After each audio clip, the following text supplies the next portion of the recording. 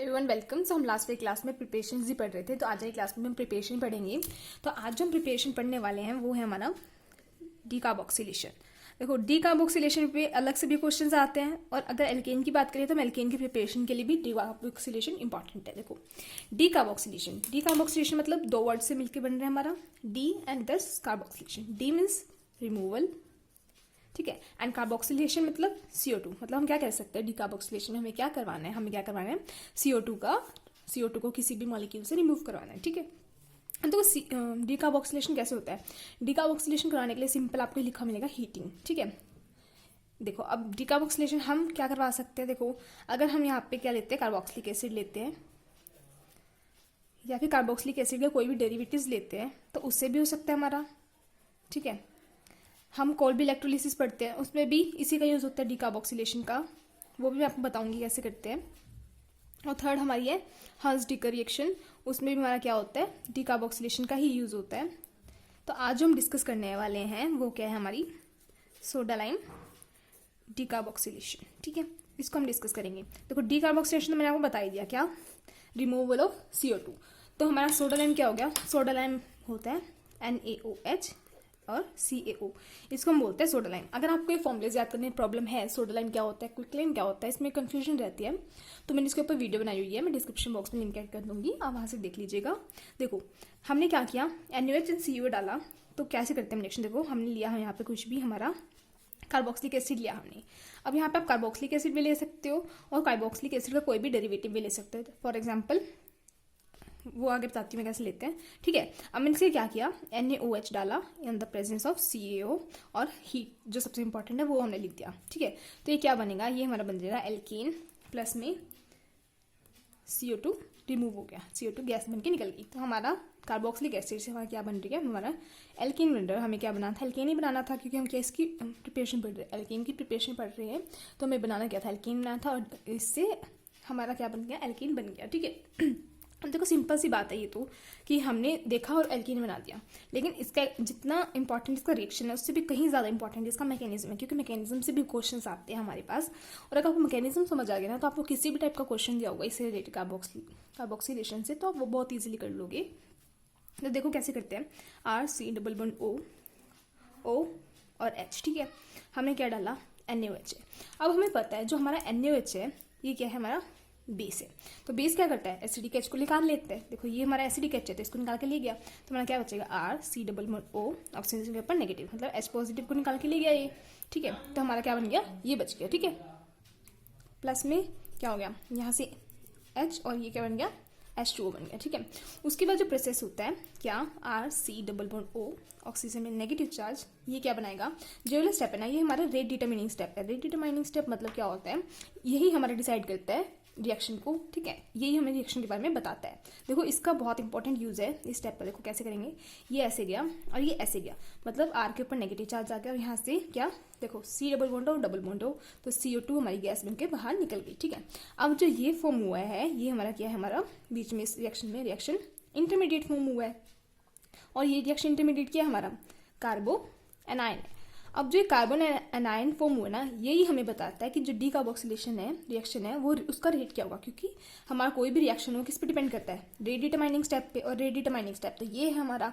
तो इसका मतलब जो ये कार्बन आयन जो हमारा फॉर्म हुआ है वो हमें क्या बताएगा कि रिएक्शन कैसे हो रही है, मतलब हम कौन सा सबस्ट्रेट लेंगे, कब रिएक्शन फास्ट होगी, कब स्लो होगी, हम एग्जांपल भी डिस्कस करेंगे उसको।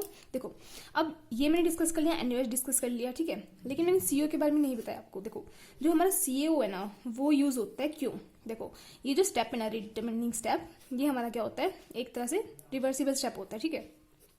और अगर ये रिवर्सिबल स्टेप है तो ये जो है R नेगेटिव, ये वापस से CO2 के साथ कंबाइन हो जाएगा, ठीक है। R नेगेटिव है, CO2 के साथ कंबाइन हुआ, वापस यहाँ पहुंच गया, तो हमें जो बनाना था वो वहाँ पे तो हम पहुंच ही नहीं पा रहे हैं, तो इसलिए हमने क्या किया, इसलिए हमने CO डाल दिया। CO क्या करेगा, CO2 को निकाल के ले जाएगा और क्या बना देगा, CO3 बना देगा, तो इसलिए हमने क्या किया, CaO को यूज किया, ठीक है।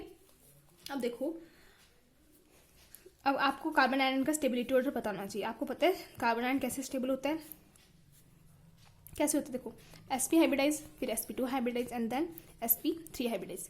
ये मैंने किस अकॉर्डिंग बोला है, देखो इसमें परसेंटेज करेक्टर देखो, इसमें परसेंटेज करेक्टर कितना है 50% है, ठीक है। इसमें कितना है 33% है, इसमें कितना है 25% है। क्या बोला मैंने, परसेंटेज एस करेक्टर। और परसेंटेज एस करेक्टर जितना ज़्यादा होता है उतनी ही क्या होती है उसकी इलेक्ट्रोनेगेटिविटी होती है। ये मैंने आपको जीओसी में बताया है, ठीक है। वो वीडियो में डिस्क्रिप्शन बॉक्स में डाल दूंगी, अगर आपको देखनी है तो आप देख लेना, ठीक है। अगर परसेंटेज एस करेक्टर ज़्यादा है हमारा तो क्या होगा, इलेक्ट्रोनेगेटिविटी ज़्यादा होगी। अगर इलेक्ट्रोनेगेटिविटी ज़्यादा है तो मतलब क्या, नेगेटिव चार्ज को क्या करके रखेगा, होल्ड करके रखेगा। अगर वो नेगेटिव चार्ज को होल्ड करके रखेगा तो जो हमारा कार्बन आयन फॉर्म हुआ है वो क्या हो जाएगा, हमारा स्टेबल हो जाएगा।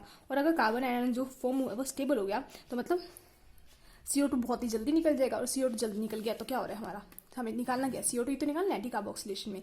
तो इसलिए जो हमारा कार्बन एनायन फॉर्म हुआ है वो क्या डिसाइड करता है, स्टेबिलिटी बताते हैं इनकी, इसकी स्टेबिलिटी के अकॉर्डिंग हम क्या डिसाइड करते हैं, जो रेट है डिकार्बोक्सिलेशन रिएक्शन का वो कैसे होगा, ठीक है। मैं एग्जाम्पल के थ्रू समझाती हूँ आपको। देखो अगर मैं एग्जाम्पल लेती हूँ CH3 COOH in the presence of NaOH CaO, और मैंने इसको हीट किया तो प्रोडक्ट क्या बनेगा। देखो प्रोडक्ट क्या बनेगा, ये R मान लो और ये क्या हो गया COOH। तो इसके साथ क्या लग जाएगा, H लग जाएगा हमारा, R है मतलब RH हो गया। और CO2 निकालते हैं हम, R के प्लेस पे क्या CH3 है तो CH3H प्लस CO2, तो क्या बन गया हमारा, मीथेन बन गया यहाँ से, ठीक है। अगर मैं क्या करती हूँ, ऐसे लेती हूँ, यहाँ पे लिखती हूँ CH2 COOH, यही डालते हैं NaOH CaO and then heat किया तो ये CO2 निकल जाएगा। यहाँ पे क्या लग जाएगा, H लग जाएगा, तो क्या बन जाएगा CH3 बन जाएगा। देखो अब NaOH है, हम इसके प्लेस पे H के प्लेस पे हम ड्यूटेरियम भी तो यूज़ कर सकते थे, NaOD आ गया, ठीक है। तो हमने क्या किया, ये जो R पार्ट था इसमें हमने H ऐड करवाया जो कि कहाँ से आया था, हमारा NaOH से आया था। लेकिन अब यहाँ पे अगर D है तो हम क्या ऐड करवाएंगे, D ऐड करवाएंगे। कैसे, नेक्स्ट एग्जाम्पल में देखते हैं। जैसे कि मैं लिखा CH3 C double bond OH और यहाँ पे मैंने डाला क्या NaOD in the presence of CaO and then heat कर दिया हमने। तो क्या होगा, देखो रिएक्शन मैकेनिज्म तो हमने पहले ही पढ़ लिया। क्या होता है, CH3 नेगेटिव बनता है और CH3 नेगेटिव बनने के बाद क्या करता है हमारा, देखो मैंने मैकेनिज्म शायद छोड़ दिया, हाँ जी मैंने यहाँ पे छोड़ दिया रिएक्शन इंटरमीडिएट बनने के बाद। लेकिन इसके बाद क्या होगा, इसके बाद मैं यहाँ पे लिख रही हूँ, देखो R नेगेटिव है, ये जो H2O बना था HOH, ये क्या करेगा, इसे H ले लेगा और हमारा क्या बचेगा RH, जो कि हमें एल्केन फॉर्म करना है। तो हमारा लास्ट स्टेप ये हो जाएगा, ठीक है। ये स्टेप मैं भूल गई थी तो अब देख लेना आप, ठीक है। तो यहाँ पे क्या हो रहा है, हमारा CH3 नेगेटिव मतलब C के ऊपर नेगेटिव चार्ज लिखते हैं ना, कार्बन एनायन बना है, H के ऊपर नहीं लिखते, ठीक है। वैसे तो कोई प्रॉब्लम नहीं है, लेकिन अगर आप एग्जाम में लिखोगे तो गलत हो जाएगा। तो कार्बन के ऊपर नेगेटिव चार्ज बना मतलब क्या बना, कार्बो एनायन बना। अब हमने क्या है NaOH है, NaOD है, तो यहाँ पे क्या होगा, ये हो गया। तो ये क्या करेगा, इसका D निकाल लेगा, मतलब CH3D हमारा प्रोडक्ट ये बनेगा, ठीक है। अब मैं आपको एग्जाम्पल देती हूँ। अब आपको मुझे क्या बतानी है, स्टेबिलिटी बतानी है। देखो A में लिखा CH3 CH2 COOH, B में लिखा CH2 double bond CH COOH and C में लिखा C triple bond C COOH, यहाँ पे लगा दी मैंने H, ठीक है। अब मैंने आपको ये बोला कि मुझे ये बताओ कि सबसे ज़्यादा रेट ऑफ डिकार्बोक्सिलेशन किसका होगा। तो आप कैसे डिसाइड करोगे, देखो जो रेट है हमारा डिकार्बोक्सिलेशन का वो डायरेक्टली प्रोपोर्शनल होगा किसके, कार्बो एनायन की स्टेबिलिटी की, ठीक है। ये बात समझ आ गई आपको बहुत अच्छे से, ठीक है। तो इन सब में से क्या करो, COH को निकाल दो और इन सब के ऊपर क्या बना दो, नेगेटिव चार्ज बना दो। तो देखो मैं COH को निकाल रही हूँ यहाँ से और यहाँ पे क्या बना रही हूँ, नेगेटिव चार्ज बना रही हूँ, ठीक है। अब देखो ये वाला कार्बन है, ये क्या है sp3 हाइब्रिडाइज है, ये क्या है sp2 हाइब्रिडाइज एंड ये क्या है हमारा sp हाइब्रिडाइज। और मैंने आपको बताया जो कार्बन आयन की स्टेबिलिटी होती है वो कैसे होती है, sp then sp2 and then sp3। क्यों, क्योंकि परसेंटेज करेक्टर ज़्यादा है, परसेंटेज करेक्टर ज़्यादा है तो इलेक्ट्रोनेगेटिविटी ज़्यादा होगी, अगर इलेक्ट्रोनेगेटिविटी ज़्यादा है तो ये कार्बन नेगेटिव चार्ज को होल्ड करके रखेगा, मतलब खुश रहेगा यहाँ पे, तो इसलिए CO2 को जल्दी भगा देगा। तो हमारा जो रेट ऑफ डिकार्बोक्सिलेशन बनेगा वो भी क्या बनेगा, CBNA। तो ये हमारा आ गया रेट, ठीक है। नेक्स्ट एग्जाम्पल करते हैं। देखो ये ध्यान से करना, इस क्वेश्चन मिस्टेक्स बहुत होती है और एग्जाम में ये क्वेश्चन जानबूझ के डाला जाता है ताकि बच्चे इसमें मिस्टेक करके आए। F2COOH, ठीक है। B में लिखा CHCl2 COOH एंड C में लिखा CCl3 COOH, ठीक है। अब मुझे इसमें क्या बताना है, रेट ऑफ डिकार्बोक्सिलेशन ही बताना है। तो हाँ जी बताइए क्या होगा। अगर मैं यहाँ से सब में से COH निकाल देती हूँ तो क्या बनेगा हमारा CHF, यहाँ पे नेगेटिव चार्ज, ठीक है। A हो गया ये हमारा। B क्या बनेगा CHCl Cl, यहाँ पे नेगेटिव चार्ज, एंड सी क्या हो गया मेरा Cl, Cl एंड Cl, यहाँ पे नेगेटिव चार्ज।